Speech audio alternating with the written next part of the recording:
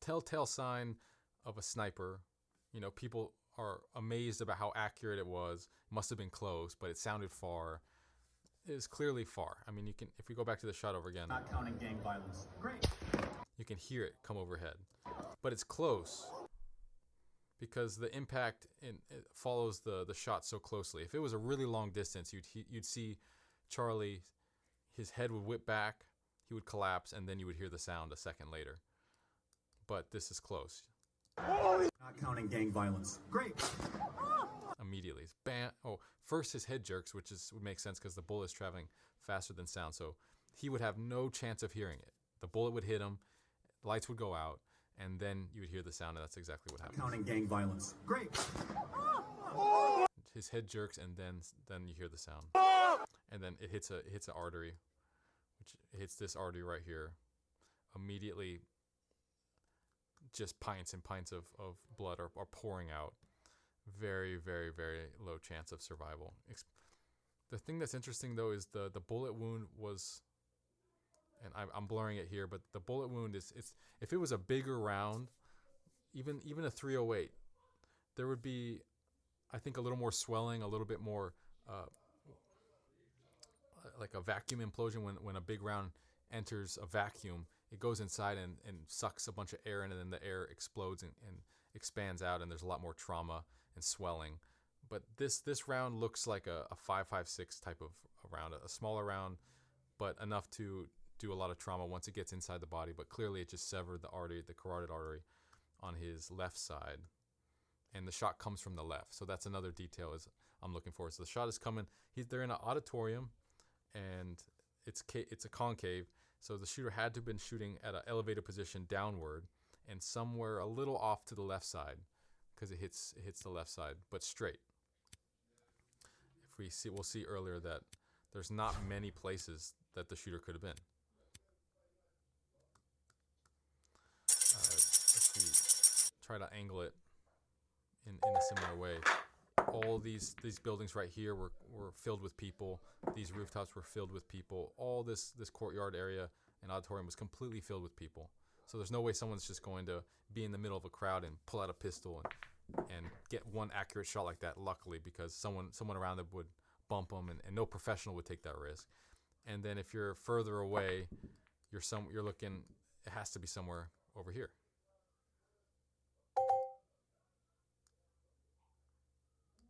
Those are some higher buildings.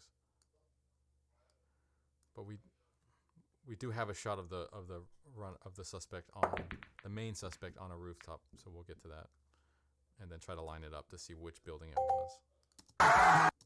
So there's somebody on the Counting or not counting gang violence. Great. So then after the first wave of commotion, a lot of people were speculating. I was listening in on a Twitter live. People were trying to confirm, did Charlie pass away? Was he still alive? What was his condition? And then eventually he did pass away, and President Trump tweeted this out that he passed away, and that kind of confirmed it. And then there was reports that the suspect in custody, they let him go, or it wasn't really him. They got the wrong shooter, which was kind of obvious. The best lives that. And then this other wave of video came out that I started downloading. And then now I'm more paying attention to the line of sight and the path of the bullet. So this is showing the kind of the depression that this auditorium is in. It goes down, and then so the shooter would have to have been somewhere probably on this building is what I'm looking for. Over the last 10 years. Counting or not counting gang violence. Great. It just sounds like a sniper rifle. Counting or not counting gang violence. Great. Just awful. Counting or not counting gang violence. Great. Here's a picture I found. People are saying, or measuring the distance, and this is 500 feet.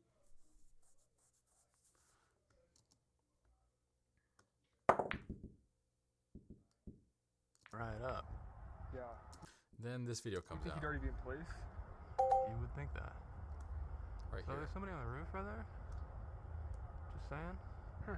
He just ran from Where's my finger? in all black, looks like, appears to be. Up. So there's somebody on the roof right there? Apparently they saw him walking on I it. think he'd already be in place. You would think that. So there's somebody on the roof. So these kids are, I think, suspecting that if this is a security sniper, that he should already be there, and this is kind of late for him to be arriving. Just saying. But of course, it's really hard for someone like this to suspect that this is actually an assassin. Like, it's the last thing you would think if you're not used to this kind of environment. Here's the best video we have to really show that, okay, this was what we think. Here you can see the shooter up here on the roof running.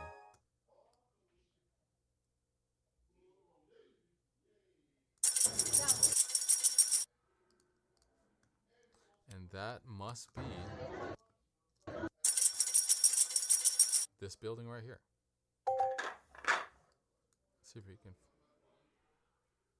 The teenagers must have been right over here.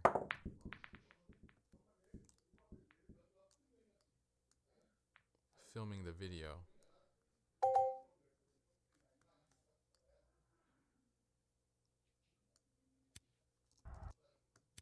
They're on this large sidewalk, this wide walking area, and then we got the 3 steps right here. Let's see if it lines up. Yeah, that's got to be it. So there's somewhere, he's filming us somewhere on this path, and then you have these 3 stages, and the shooter is somewhere up here. So that shooter knew what he was doing. On one hand, he knew where he was going. He knew what position he needed to be in to get the shot. This was planned to some extent. But it's just interesting that if I was the shooter, I would have been inside this building. I would have somehow found a way to shoot from inside this building. Who knows if it was possible, but maybe it wasn't possible. But exposing yourself as a silhouette walking on a rooftop all in black is a crazy amount of risk to take as a professional. I would never do it. So those are things that tell me that this is like an amateur, right? Professional enough to do it, but not professional enough to get away with it. And that's my current take on it. So of course I'm gonna be looking to see if they catch this individual, and I'm curious to know who was this person. But the suspect right now has changed to this person right here. We have this Twitter post I just seen. Again, this is not confirmed. This is speculation. That's why I'm blurring their face. But transgender, same tags, and clear threat. Charlie Kirk is coming to my college tomorrow. I hope someone evaporates him literally, so there's a death threat. And then later on, let's just say something big will happen tomorrow. So then that's a sign of intent and a sign of planning something. And sure enough, something big did happen. So, and I'll just say something about transgenderism. These past couple mass shootings have been transgenders, which is, it's not a woman becoming a man, it's always a man becoming a woman. I just find that interesting. And for me being a man, I know that men naturally, no matter what you do, I happen to believe in God, I happen to believe in 2 genders, and that this is a mental issue. And one thing I'll say is, as a man, I know that only men have this kind of, I can't say only men, mostly men have this kind of aggression that will defend their ideals to the death and kill over their opinions. Women don't naturally have that kind of inclination to kill or be killed over their opinions. Women are more likely to kind of be susceptible and go with the flow of the culture and the community and the people around them. It's men that have that innate desire to kill or be killed over their opinions and ideals and principles. And so it's just interesting that all the transgenders happen to be, well, not all, but most of them happen to be, from my understanding, men who are trying to become women, but then decide they want to get in touch with their killer instinct and start killing people over this shit. So that's then we get into after the aftermath of them trying to find it. Just east of the library. He's wearing jeans, black shirt, black mask, long rifle. So then this is police chatter. The police now realize that the main suspect is still on the go, and he's got a long rifle. That's kind of the main thing I was looking for. Is if this is a accurate rifle, then there's going to be a long rifle, and that's going to be hard to conceal. And there's no way that someone just in the crowd is just getting away with concealing a long rifle. Black mask, long rifle. They've released that individual. Okay. So apparently they released the old guy. And they're still looking for him. Do they think it's in? He left. He left campus. Okay. Yeah. Thank you. Bye. In the backyard of a home right next to UVU campus. This is someone from near the campus who's recording some kind of SWAT team or something who are patrolling and trying to find the suspect, and they're going through this person's backyard. So Another suspect. Kind of gives you, to me, the information I take away is that the guy's on the run and they're looking for him, but they haven't caught him. And so he has a chance of getting away at this point because they haven't caught him on the spot. And as the more time and distance that he gets away from the X, and the higher chance and odds he has of getting away with it. So that's it. I'm incredibly heartbroken. I really enjoyed seeing Charlie Kirk, the movement that he's making, despite some of the things I disagree with. Overall, I agree. As a Christian, as a proponent of masculinity, traditional values, which Charlie Kirk did, and overall just having the balls to piss people off. Not to say it's always right or always wrong, not to say you can't be more insensitive or sensitive based on, the environment or whatever, but at the end of the day, free speech is free speech. We don't kill people over this. And and his wife posted this video, and it just... What makes you happy? Hey, this little girl will never get to know her father, amazing father.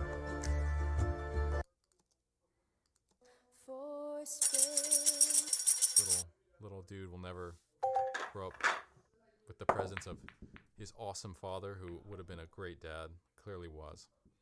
So, nothing but respect for Charlie, and where do we go from here? I think it feels like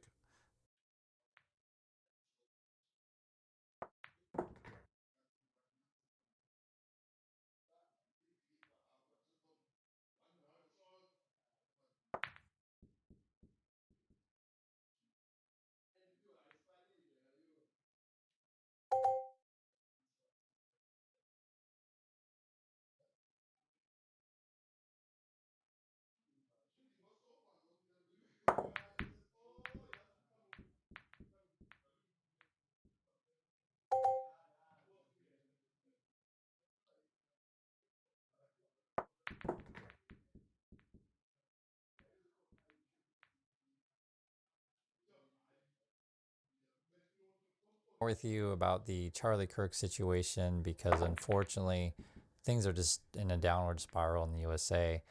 Trump just put out a speech which is supposed to, unify the country, etc., but already he's blaming the radical left, as of course he's going to do that. The authorities haven't even identified the shooter, so we don't know a motive, we don't know who the person is, etc., but Trump's already, it's the radical left this, radical left that. And this is where it's hard to talk about this stuff, because, I want to diffuse the situation, yet Trump's literally escalating it, and then they get angry if you call them out on it. And so that's the USA right now. On top of that, you have a culture, and that's a media environment, be it on TV, cable network, or YouTube, to where people, they just want to see fighting. They want to see name calling and that kind of stuff. And hey, I am perfectly capable of doing said things, right? I can just come out and say, blah, blah, blah, blah, blah, blah, blah, blah, blah, blah. And it just ends up being idiocracy, right? That is most of social media. That is most of YouTube. It's just frankly idiocracy. And so, like, what do we do? And I'm speaking freely with you guys. If you want to discuss what the USA is these days, it's basically a clown car with guns. That's essentially what it is. And it's just people yelling at each other nonstop, and then they all have weapons, and this is what's going to happen. And I read all of your comments, guys. I completely understand everything you're saying. I completely understand. And people always complain every day on the channel. Why don't you talk about this? Why don't you talk about that? I can't talk about everything all day. It's hard. But I will point this out, which I completely agree with. Like right now, today, the discussion is what's going on with Charlie Kirk, what's going on with political violence in USA. And I guess there was a school shooting in Colorado today, which not that many people are going to talk about. Or you can talk about there's always a war somewhere going on around the world. You can talk about the situation in Gaza. It's terrible. And whenever you mention anything, someone's always going to be mad about something. And I always make the same statement, and people get mad when I make the statement that I care about all lives. People get mad when I make that statement, and just think how crazy and, divided people are if you can't even make a simple statement of like, hey, I care about everyone. and that's what that's the environment that it is these days.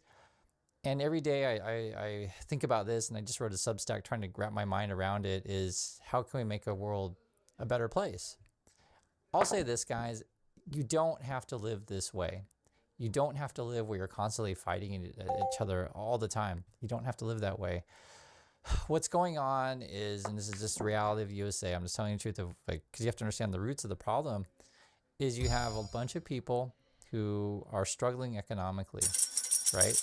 And it is really an issue.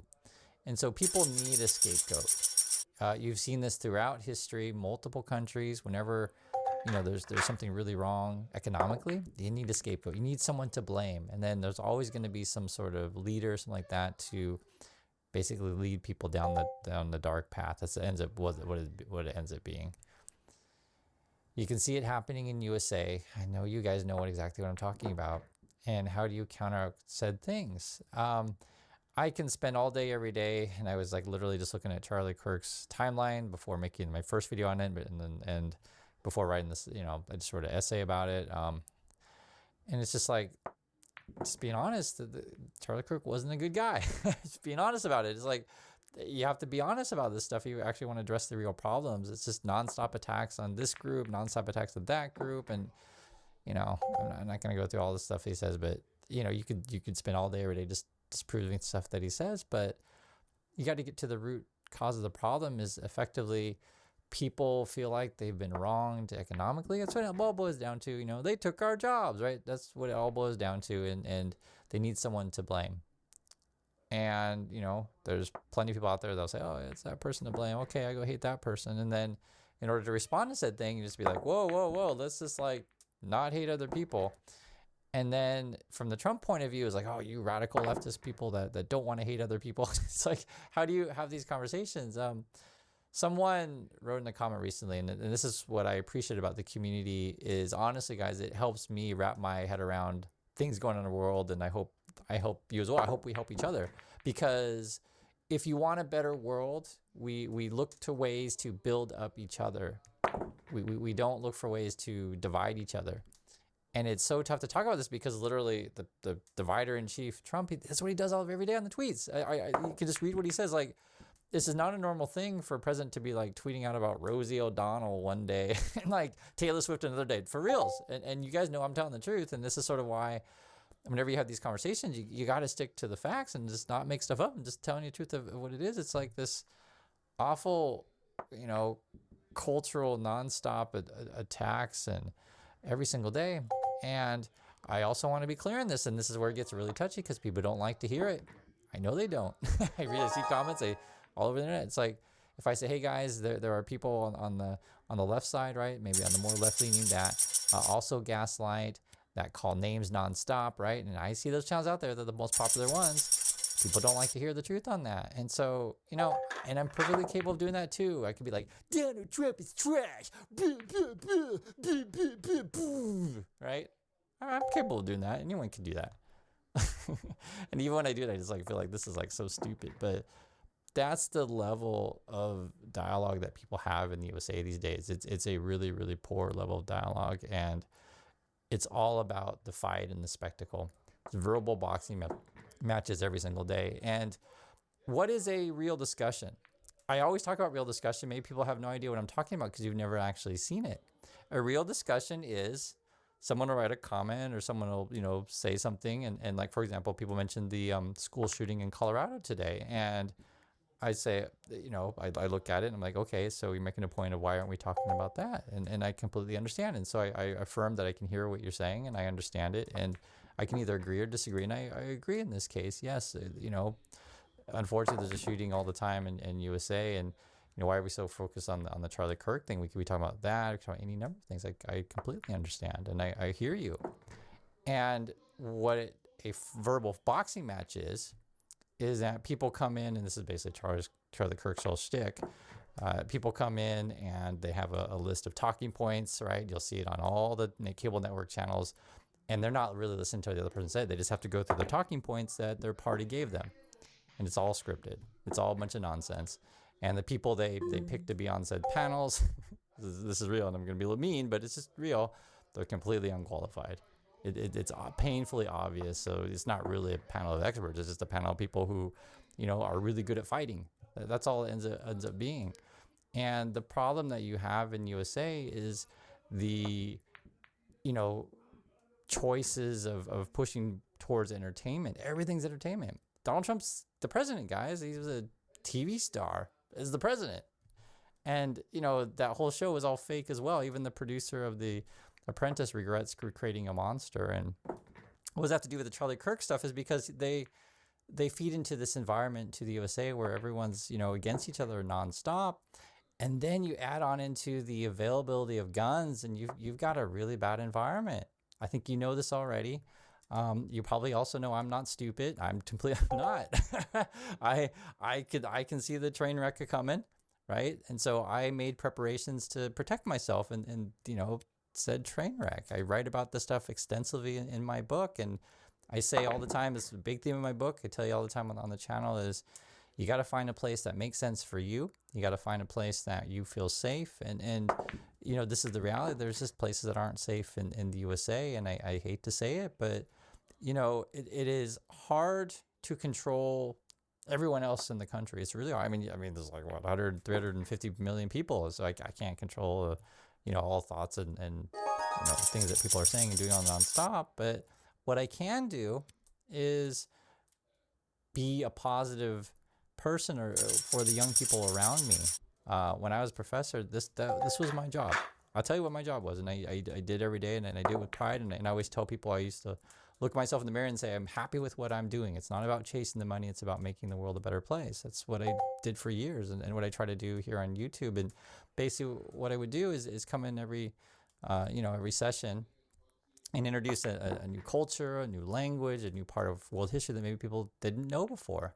Because the more you know, the more you understand the world, and you're not kicking and screaming angry all the time.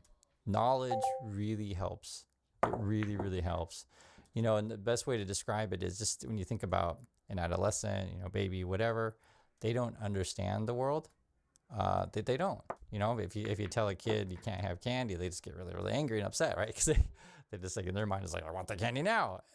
But as you get older, you start to realize, okay, I can't eat candy all day, every day. You guys know this, and any number of things, right?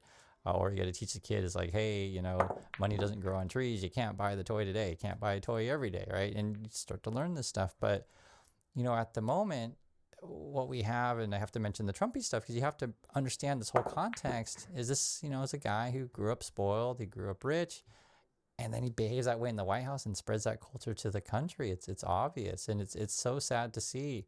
For me, when I just laugh because it's so hard to talk about this stuff because when I show you guys, say news over here in Korea, or it's not even Korea, it's like pretty much every other country in the world, like people actually talk like sane individuals on TV, but USA, it's just a clown show nonstop. And you get so used to that clown show, you think that's normal and that's the only way to live. And it's just keeps spiraling down in that direction. Where do we go from here? Again, I can't stress this enough. If you take care of people, be it healthcare, be it education, be it transportation, these kind of things, you relieve financial burdens from people, and people aren't constantly fighting each other for limited resources. That's what it ends up being in USA, right? If you feel like that all of your neighbors are all against you, they're out to get you, and there's only one job for 1,000 people, then yeah, that's the world. It's the Hunger Games, Squid Game thing. And I mentioned in the last video, I'm just mentioning again because it just keeps going through my mind.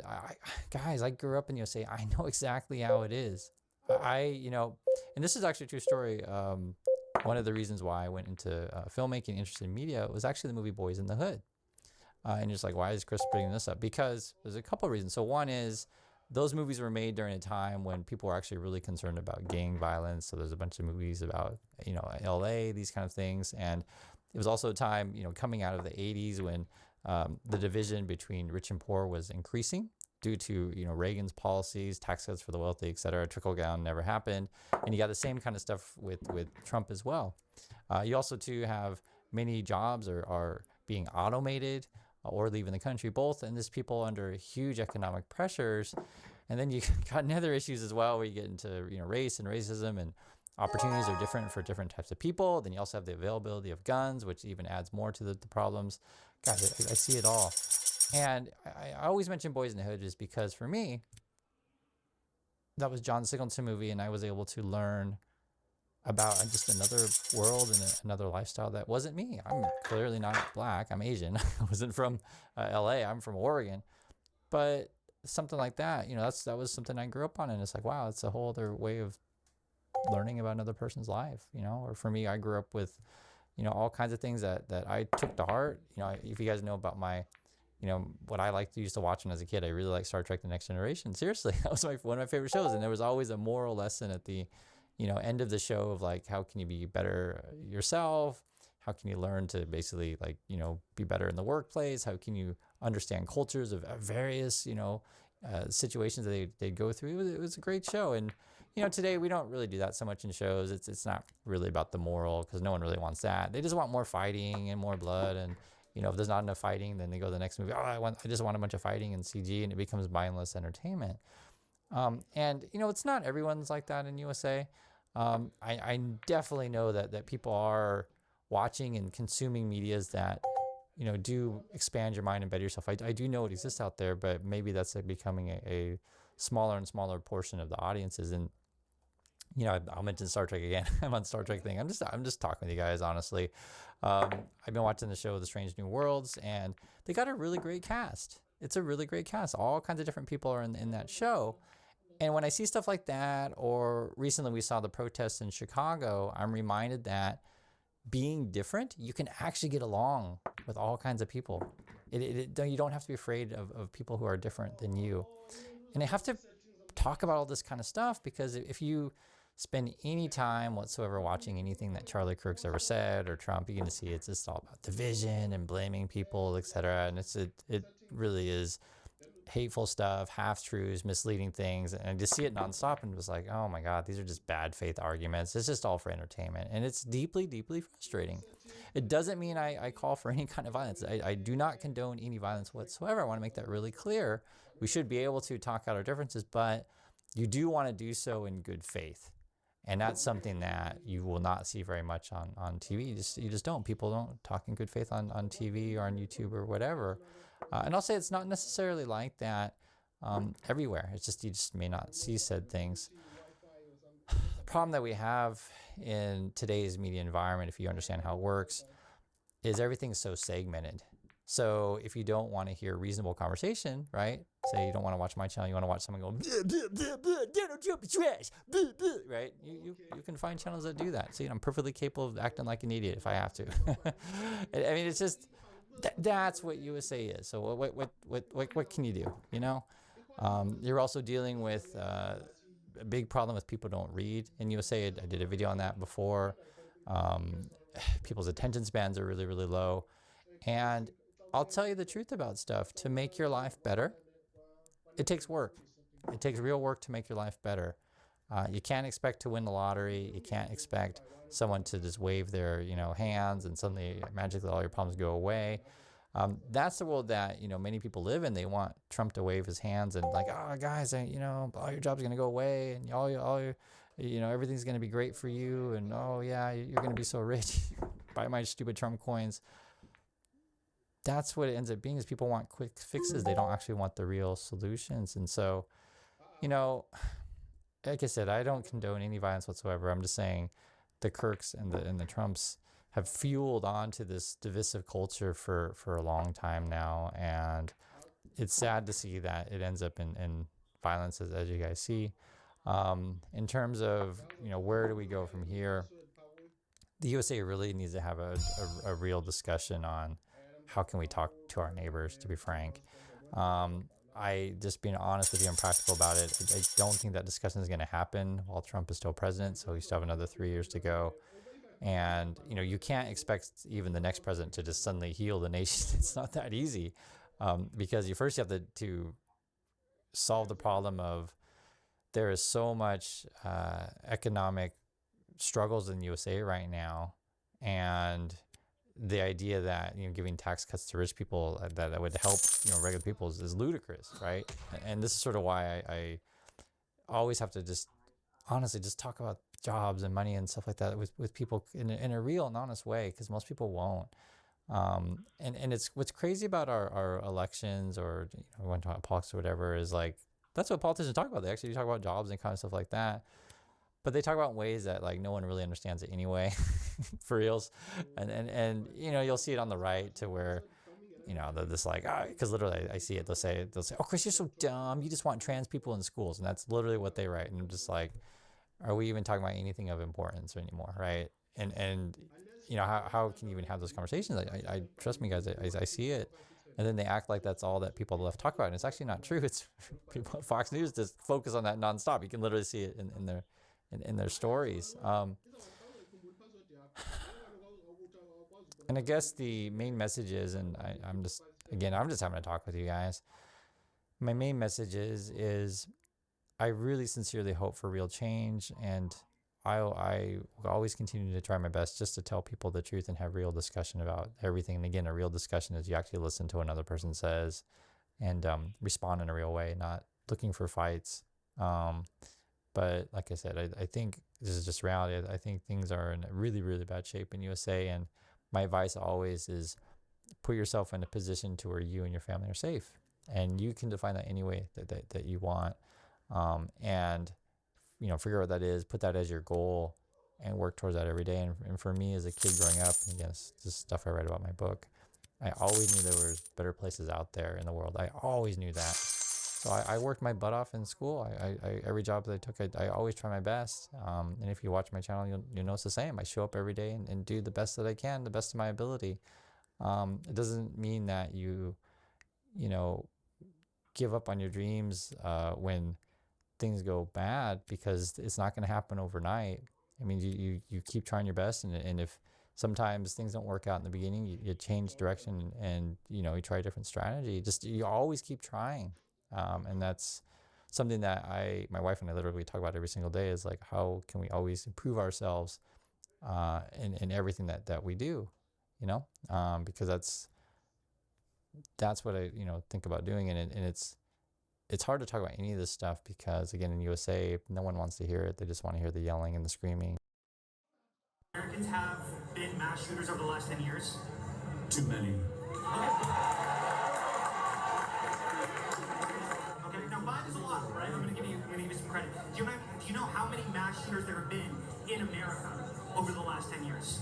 Counting or not counting gang violence? Great.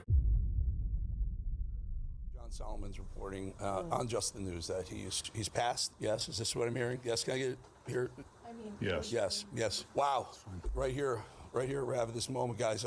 Let's go around the horn, Gene. You continue on the horrendous news that Charlie Kirk has passed. This is breaking news. At 31 years old, Charlie Kirk, founder of Turning Point, most notably on the biggest, or tied with biggest, Jubilee video in the 1 vs. 20 series, political commentator, you know, friend of Donald Trump. A lot of people on our side of the internet know him as an antagonizer, has passed away doing one of his Prove Me Wrongs at the University of Utah.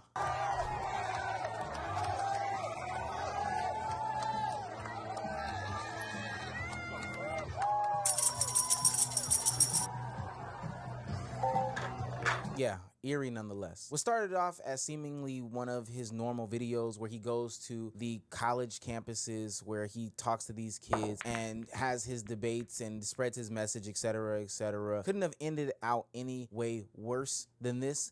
I mean, this is the most craziest example of what can go wrong at these events. Before we get to the part where he was slain, it was going just as a normal day would. He was talking about his usual rhetoric, you know, deportation, trans people, DEI, etc., etc. Literally the same normal Charlie Kirk bit. Yes, not fair to say? All right, great.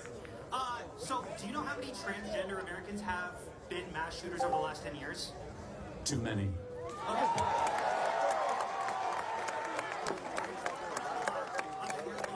It's 5. Okay, now 5 is a lot, right? I'm gonna give you. And this was only moments before he got to the question, which would ultimately be the last one that was posed to Charlie Kirk, where someone asked him, do you know how many mass shooters there have been in the last 10 years in the United States? In which Charlie responded, is this counting or not counting gun violence, before the fatal shot was delivered to his neck, which left him slumped over in his chair. Now, of course, I'm not going to show you anything on this video that is graphic, and I just want to give anybody a fair warning who does go and seek that video out. It is extremely graphic. Like, there's a video of him, the bullet entering his neck, blood spurting. Like, describing it in and of itself is graphic, but I just want to give a warning and a fair warning to anybody that goes out and seeks that video. It's graphic. You just have been warned. Pandemonium commenced. They rushed him off to the hospital, and there was a lot of speculation, but those that had seen the uncensored version kind of had a very good clue about it. And what seemed to be maybe an hour or two later, he was officially pronounced dead at the hospital. Confirmation came down from some right-wing media reports, but then ultimately the one that I went with and saw that I trusted, which is crazy to say, but Donald Trump tweeting it out was the actual reporting that, you know, had me going. And some of the other political commentators like Myron Gaines and whatnot, those are the people that had me believing that this was to be true, plus the actual video in and of itself. Yeah, so I'm the chairman of the College Republicans of America. I had 5 students working the event with Charlie. The latest updates we're getting from those students, one whose friend is at the hospital and one who's a state rep in Utah, have both said that Charlie has passed.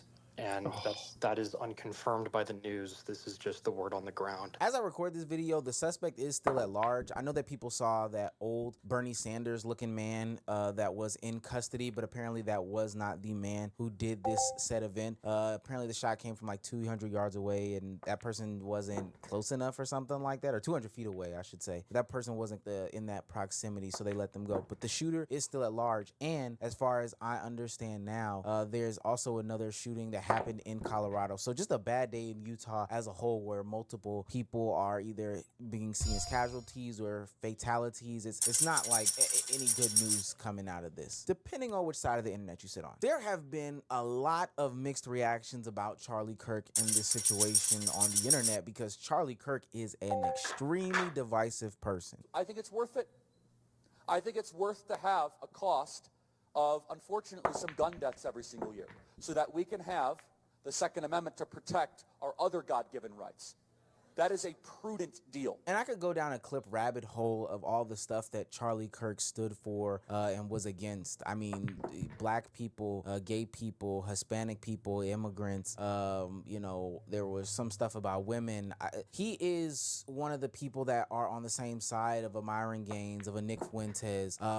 Just an extremely divisive person. And it's so crazy to say that he still lost his life. But that has the internet in, I don't want to say a conflicted area, because parts of the internet are truly celebratory. Some of this stuff I'm not going to be able to cover on this platform. I suggest that you subscribe to the Patreon, patreon.com/Omeezy, where I will be able to give my unfiltered thoughts on situations like this. My just surface level is that you cannot tell people how to feel when somebody passes away. I don't like to get into the conversation of, well, this is a life that was lost. Those are emotions. To somebody, this person was one thing, and to somebody else, that person was a whole nother thing, right? This person was a bad guy to you, but a savior to, you know, their kinfolk. So I'm not in the place and space where I can tell people how to feel about a situation, what to celebrate or what not to celebrate. And I do think that it's wrong for people to say, you know, you're bad for celebrating or you're bad for feeling this way about this person, X, Y, and Z, et cetera,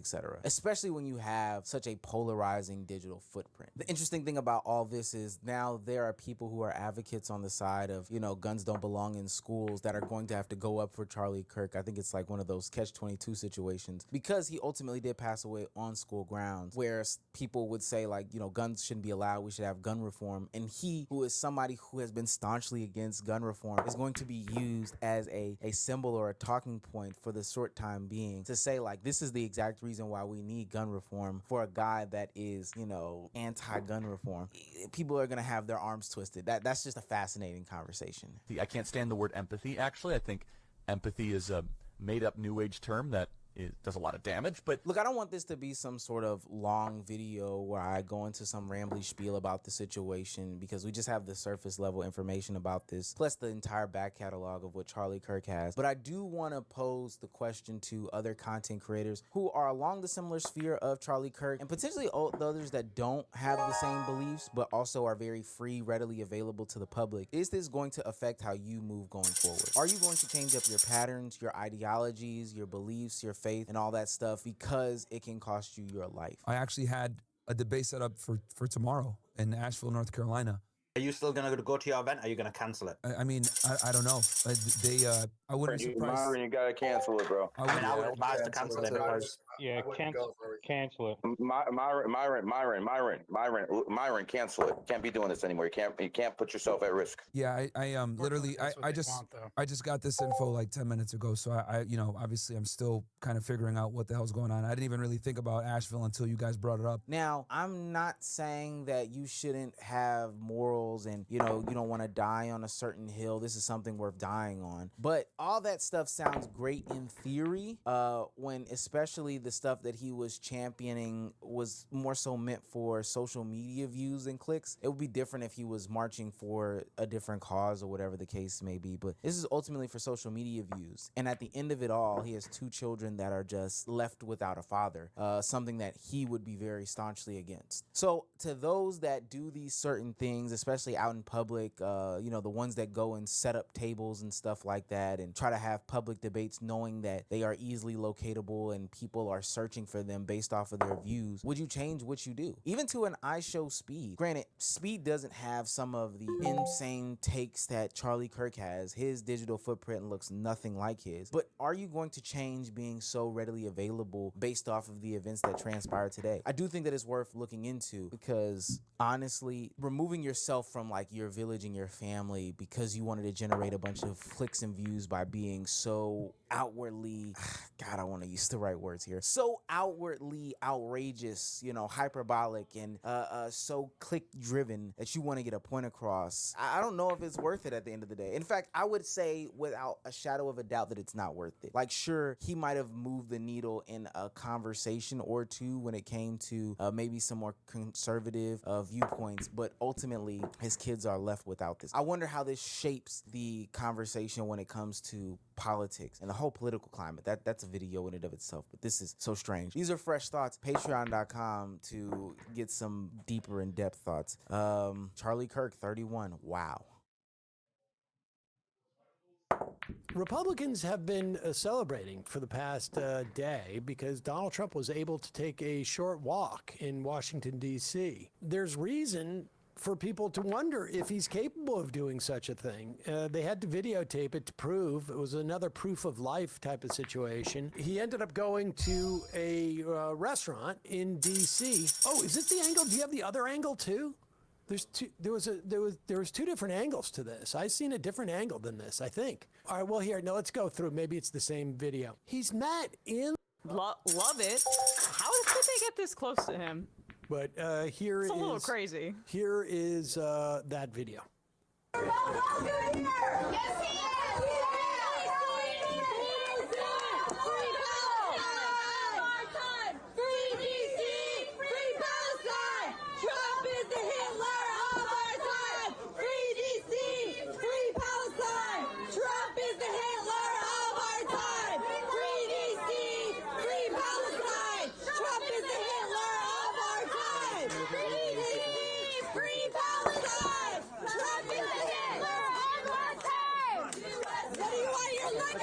Let's go. Let's go. Man of the people there. Time to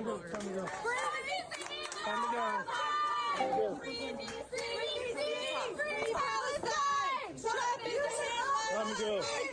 He was welcomed here. He's terrorizing communities. Let's go. Time to go. He's terrorizing communities all over the world. Time to go. Puerto Rico. Let's go. Free DC. Free DC. Free Palestine. Trump is the Hitler of our time. He is not welcome to DC. He's not welcome to Palestine. Palestine is not free DC. Free Palestine. Trump is the Hitler of our time. Your legacy is genocide. Your legacy is genocide. Your legacy is genocide. And this is the one of your complicit. Hitler was security too. Free DC. Free Palestine. Trump is the Hitler of our time. Free DC.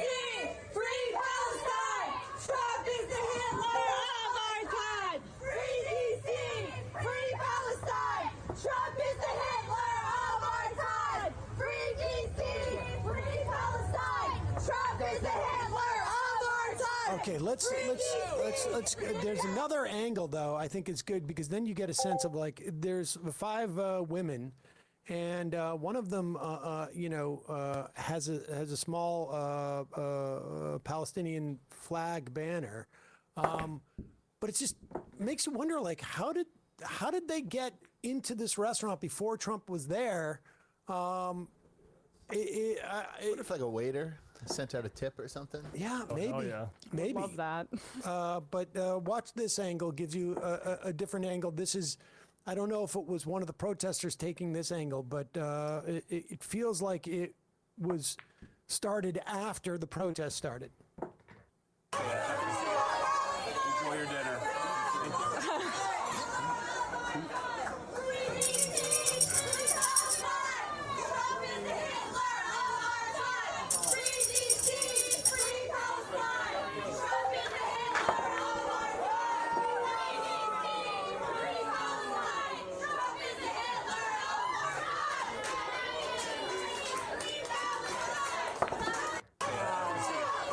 It also is interesting, Dr. Dragonrider. What's the deal with the president, the vice president, the secretary of state, and the DOD all in one place at one time? It is sort of amazing that there was clearly a security breakdown, and you've got I think those are the 4 people in the line of succession of the U.S. government going into a restaurant and that being that kind of like lack of security. It's sort of the security guards themselves also didn't look like Rangers or special forces. I don't know what was going on with that. Kind of schlubby guys. Yeah.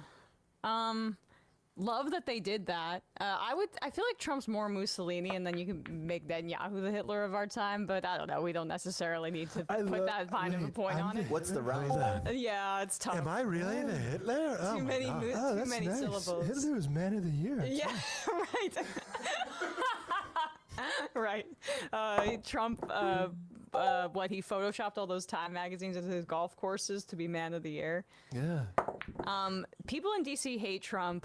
Kamala Harris won Washington, D.C. 92.5%. Only 6.6% of people in D.C. voted for him. Yes. Right. Well, we know why that's the case. So while there may have been some boos by his little posse behind the scenes, we know that an overwhelming majority of people in D.C. are in favor of this kind of thing. So was Mike Johnson there too, or because Rubio was 4th? It goes J.D. Vance, then Mike Johnson, then Chuck Grassley, and then Marco Rubio. So, really? Yeah.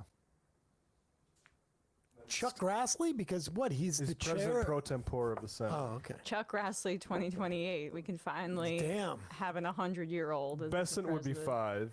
Hegseth 6, Pam Bondi 2nd, then Burgum Mentum at number 8. Yeah, what a sick lineup. John from T-Burg, Laura Loomer was freaking out on Twitter about there being knives within reach of these peaceful protesters.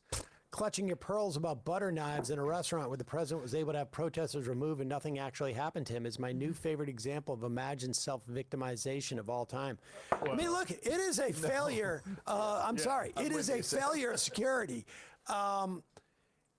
He was supposedly, there was an assassination attempt against this guy. I don't know if people remember that. I mean, they don't seem too worried. Oh, there was just one. There was just one guy. Looked at him and tilted his head a few times. Right. Yeah, it was just one. It's like a pigeon on the street when you have a sandwich.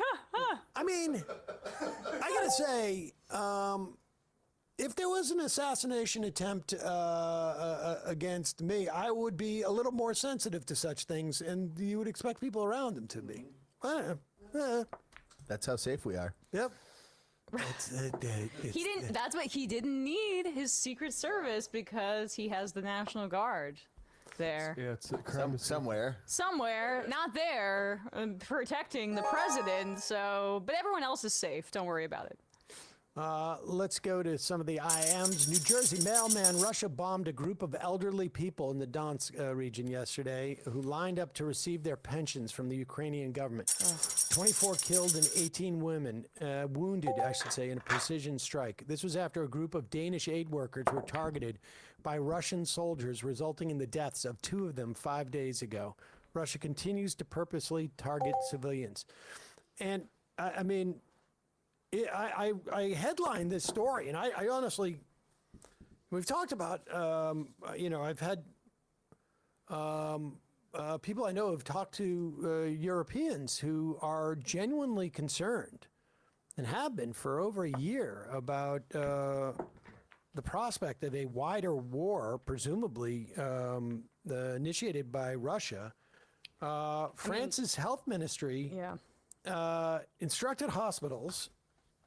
And I didn't see this story around in many places. This is I think it was from the UK Independent.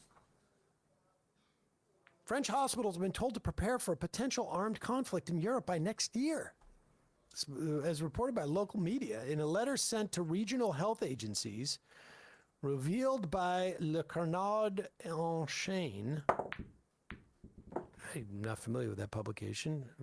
I hope it's not a canard, as it were. But the Ministry of Health asked hospitals to prepare for a major military engagement by March 2026. The newspaper warned that between 10,000 and 50,000 men could be expected in hospitals over a period of 10 to 180 days. I mean, Health Minister Catherine Vautrin did not deny the details outlined in the letter or its existence in an interview with French broadcaster BFM TV. Yeah, I mean... It's part of preparation, like strategic stockpiles, like epidemics.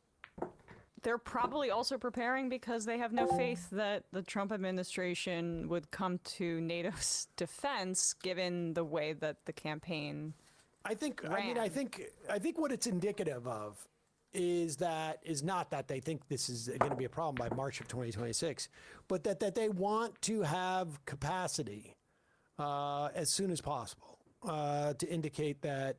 I mean, I would imagine it's an indication that they are on some type of footing, et cetera, et cetera. But I don't know. Trump was supposed to wrap this thing up within a couple of days of taking office. And it's not happening. And all those Trump supporters who hailed him as an anti-war candidate, they don't seem to be terribly concerned. I mean, he's literally changing the Department of Defense to the Department of War. The anti-war president. I like it that it's more honest, but that was some scary news about those drones flying over Poland. Yep. And we're going to have a guest on tomorrow to talk about how national security and industrialization we're returning to that period where China, the European Union, and the United States are kind of using more state capacity in different ways to shore up industrialization as a national security issue domestically. And so it's like a breakdown of neoliberalism and market failures after COVID that's accelerating this. But there's also a breakdown in the liberal international order that the United States has helped accelerate with our illegal invasion of Iraq, for example, and now we have no credibility on this issue of defending Ukraine because we are funding a genocide in Gaza. So you have domestically, what does Putin say to people? I mean, why would they care about what the United States has to say about offensive invasions, given what we're supporting right now. There's this thing called soft power, and the United States having credibility on the world stage, and we have completely put that up in flames. And so it's might makes right now. And the scary thing about Trump is that he genuinely, like, I think is awed by the sheer force. It's not necessarily that he's corrupted by Putin. It's that I think he admires him, and I think he admires parts about Netanyahu as well. So he will, and he gets bored easily when he's not able to achieve an immediate win. So, like, this is probably not going to get any better. Putin has been emboldened, as has been Netanyahu, because Trump does not have the constitution to enforce, like, internally, to enforce any of the kind of things that would actually benefit him with his base, because he sees squirrel and goes in a different direction, and he's mentally deteriorating, and also, I think, genuinely is ideologically aligned with those two guys. He's marching the National Guard around American cities. Like, our war preparedness is being exhausted on ourselves to pick up trash. A Green New Deal, that is planned exercise and not prepare for war scenario. No, it's not an exercise. It is making sure that they have the capacity for this. Now, that's not planning for war, but that's making sure, well, it is, in a sense. I mean, it is making sure that, in the same way that, like, we need to have stockpiles of PPE. We need to have, people on the ground in Wuhan, or we need to have, develop mRNA. That's planning for the potential of an epidemic or a pandemic. The idea that you would start planning for a pandemic, let's just do it this way, or making sure that you have the capacity to address a pandemic out of the blue, I'd be like, hey, wait a second, is there an increased threat? It is the same thing with this. They perceive an increase in threat. Otherwise, they would not be saying, hey, we want to make sure that you have this type of capacity. The German government's also launching an app sharing bomb shelter locations. Coincidence. And total coincidence. Part of this is just like the state capacities in Europe. We've gone through a huge period after the financial crisis of austerity, and how do you shake that off? It's easiest for them to say we're going to start our military readiness as a way to do that, and the hope is that maybe that can be deterrent for a wider conflagration and lead to some sort of, like, again, like, spending and investment in communities that make them more resilient, as opposed to, like, there'll be a European war next year. Hey folks, don't forget to hit the subscribe button and check out our daily show. We do it every day at 12 p.m. Eastern for about completely. And if you think this is just drug addicts and people that were looking for this, you are completely wrong. It's happening to normal people, some people that just want to hit a blunt real quick, or even America's favorite, some people that just want to vape a little bit. And it's tearing communities and families apart. But if you ain't never seen what a Fenny Fold looks like, it's what it looks like.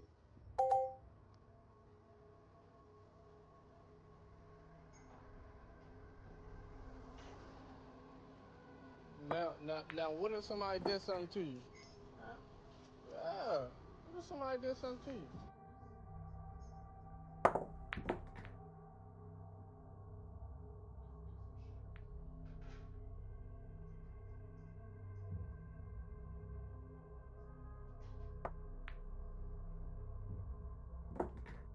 Y'all boys, y'all good, bro? Y'all boys tripping like hell, bro. What the hell wrong with y'all boys, man?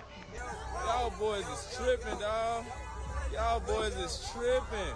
Wake up, wake up, wake up. Hey, hey, hey. Wake up, wake up, wake up right now. Get up, get up, get up.